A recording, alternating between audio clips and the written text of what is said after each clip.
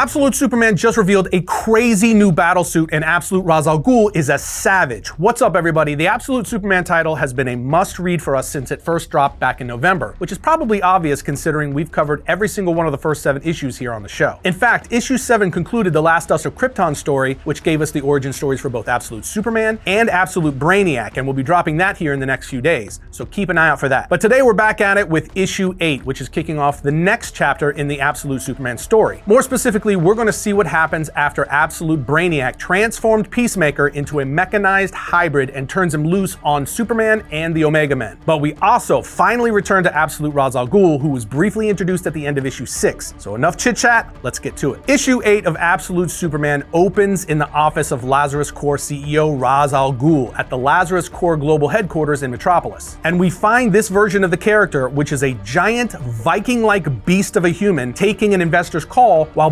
brutally beating a would-be assassin from the Omega Men. His secretary literally comes in over the intercom saying, "Director Al Ghul, they're ready for you now. Shall I patch you through to the earnings call?" And as the Omega Men soldier puts his blade right through Ra's al Ghul's arm, he casually responds to his secretary telling her, "By all means, Ubu, we mustn't keep the investors waiting." Then as he punches the Omega Men assassin so hard in the face that it shatters his mask, he addresses the investors saying, "Ladies and gentlemen, you know this year's numbers. Record profits, growth in every quarter, expansion into 18 countries. You've heard it all before. But here is something I suspect you haven't heard." He then begins to strangle the assassin with his bare hands while continuing to say, "That is the sound of an assassin sent by those who would dismantle everything we've built. An agent of the Omega Men. I thought you might like to listen as I kill him." As he lifts him in the air and snaps his neck like a Kit Kat. Needless to say, the very first page definitely sets the tone and makes it clear that this absolute version of Ra's al Ghul is insane and a serious problem. And on the next page, as he pulls the Omega Men's dagger out of his arm, more Omega Men show up to finish what the first assassin started. Ra's al Ghul's secretary then tells him that security is standing by outside the quarters, but Ra's just says that won't be needed. From here, over the next few panels, Ra's continues to speak to his investors while battling 2 more Omega Men, which gives us something of an overview of his backstory and the functions of the Lazarus Corp. He tells them and us, "I started this company almost 200 years ago, with money earned from Canadian furs and Ottawa scalps. The Lazarus Corporation's first order of business was to build the railroad that transformed this town from a rickety frontier fort to the city of tomorrow. I never imagined I might live long enough to fulfill my company's ultimate goal of resurrecting the world." He then kicks one of the Omega Men into his Lazarus pit and activates it to maximum power, while continuing to say, "For as it says on the letterhead, Lazarus means life." On the next panel, we see Ra's pick up his own sword while telling his investors, "I heard the story when I was a child, the fantastical tale of a man raised from the dead by the Son of God. Though my early years would prove bereft of anything one might consider a godly pursuit, I never forgot that tale." Then as he uses his sword to lob off the head of the last Omega Men fighter, he continues to say, "In time I realized, where the common man saw progress in industry, only I could see the earth for the maggot-riddled carcass it was heedlessly rotting into. It would fall to me alone to bring this ravaged, overpopulated planet back to life. With the advancements brought about through Project Brainiac, that day of resurrection is close at hand. Soon Lazarus shall rise from his tomb, remade, reinvigorated, like a newborn babe." And as he's saying this, we see that the Omega Man he kicked into the Lazarus pit has been completely de-aged to the point of a newborn baby. Then on the next page, Ra's picks up the baby and walks to the balcony while saying, "A lifetime ago, the name Ra's al Ghul struck fear into the hearts of the masses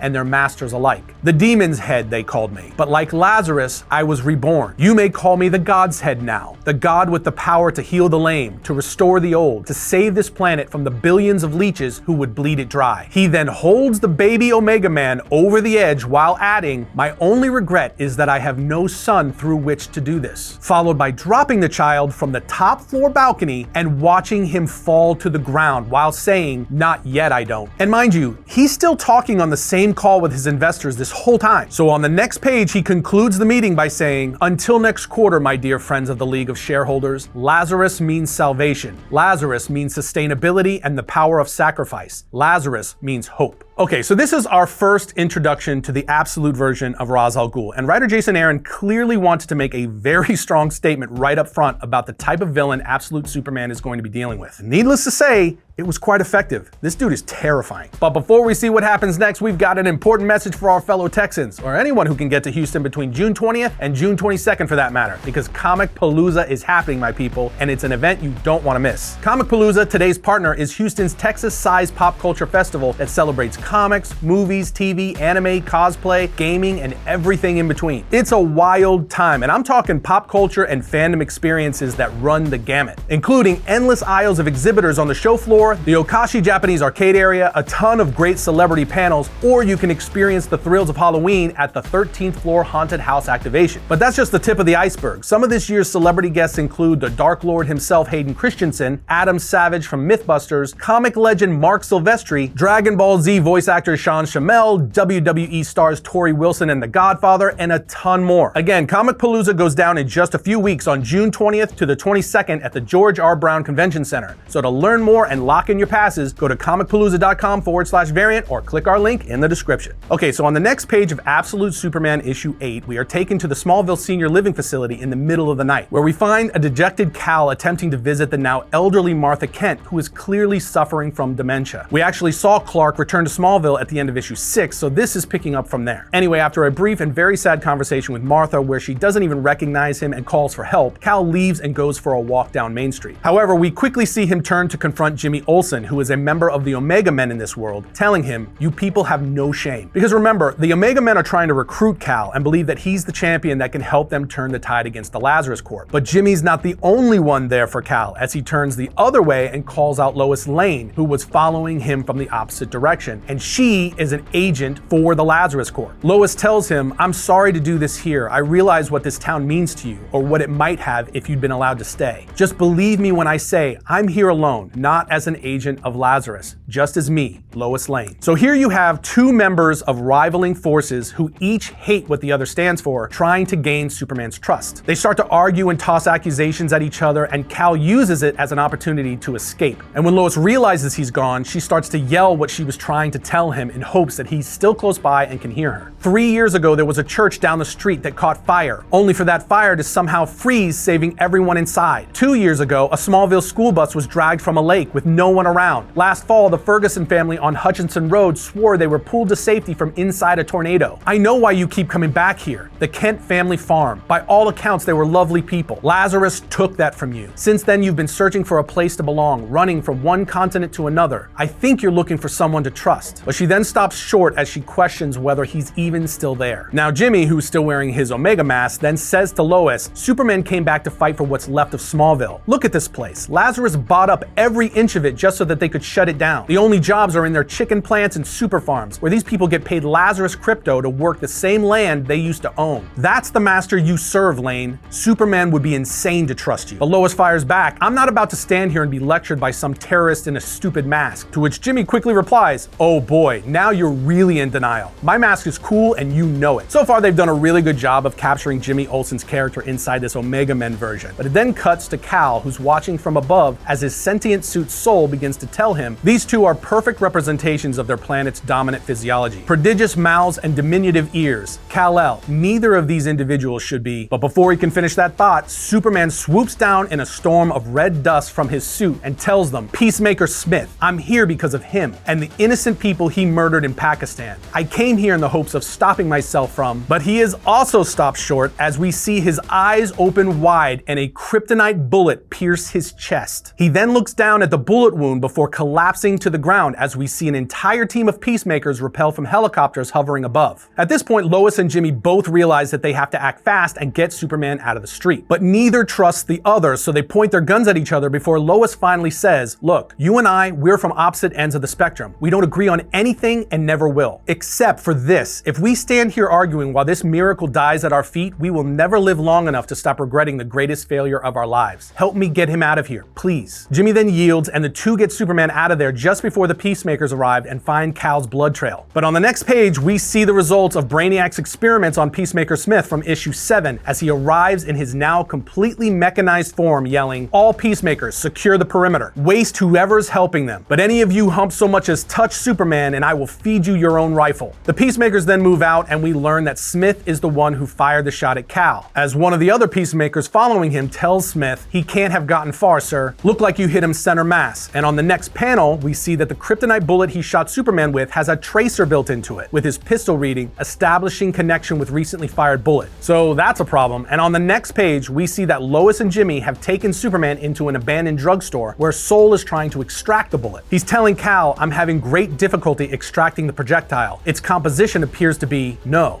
That's impossible." To which Cal responds, "Don't care what it is, just get it out, Sol." At the same time, Jimmy and Lois continue to argue, this time about who's going to evacuate Superman. But before either of them have a chance, Brainiac's tech locates the bullet inside of Superman, and Peacemaker Smith bursts through the wall screaming, "There you are." Smith then immediately picks up the wounded Superman and yells in his face, "I bet you remember me now," followed by throwing him through the back wall. Smith then jumps out into the alley as he continues to beat Cal while saying, "Let me hear it, tough guy. Give me a good one, just like the rest of those animals back in Pakistan. I want to hear you laugh." However, Cal manages to respond and lands a blow to Smith's chest as Sol, his sentient suit, begins to tell him Peacemaker Smith's abilities appear to have been significantly upgraded, and the solar energy in your cells is being rapidly depleted by the bullet's radiation. But Superman's options are pretty bad at this point, so Sol says, "Kal-El, this fight could kill you. I must end this quickly," attempting to disable his implants, as we see him fire an energy blast through Smith. But despite landing a couple of solid shots, Smith seems unfazed, and he hits Cal with several more brutal punches and says to him, "Do you even know what Lazarus means? Brainiac showed me everything. I serve the will of God." These blows drop Cal to his knees while Sol continues to tell him that the bullet lodged in his chest is of Kryptonian origin and made of the planet's irradiated remains. So with Superman down yet again, Smith moves to finish him off, but Lois and Jimmy step in, point their blasters at him, and tell him to back off. But at that point, the rest of the Peacemakers move in and tell Lois and Jimmy to put their guns down, before the whole situation turns into a giant standoff as citizens of Smallville also come running in with their own weapons, telling everyone to put their guns down and get out of Smallville. However, this whole thing just makes Peacemaker Smith laugh as he says, "God bless America." One of his soldiers then try to remind him that they're supposed to take Superman alive, but Smith just grabs him by the throat and tells him, "No one tells me how to keep the peace." But check this out, while Smith was distracted, it allows Superman to regroup, and on the next page, we see that Sol has wrapped him in one of the dopest looking battle armors I've ever seen. This thing looks almost like Ghost Rider's Hellfire and the Asbat suit had a Superman love child. It is such a freaking cool design, and as he simultaneously initiates tornado mode, he tells Peacemaker Smith, "You should have stayed away from Kansas," followed by knocking everyone backward. He then unleashes everything he's got on Smith, dropping him to the floor while saying, "I just punched you 1,000 times in 30 seconds. Stay down, Smith." Yet despite this incredible display of power by Cal and his suit, Smith stands up and tells him, "That bullet is killing you and you're still holding back," which causes Superman to load another massive punch, but before he has a chance to land it, Smith says, "Too late, pal. Now it's my turn to laugh," as he shoots Cal with 2 more Kryptonite rounds, spiking the radiation levels to the point that it sends his suit into system error, leaving Cal completely on his own. Peacemaker then puts his gun to Cal's head and tells him, "Ra's al Ghul, that's God's secret name. Brainiac told me. And God says all we gotta do to save the world is murder a whole bunch of people. Lazarus means life." But just as he's about to squeeze the trigger and end Superman, Peacemaker Smith's suit basically electrocutes him, as we see captions from Brainiac that say, "You forget yourself, Peacemaker. You belong to Brainiac, and I am always watching. The Superman is not to be killed."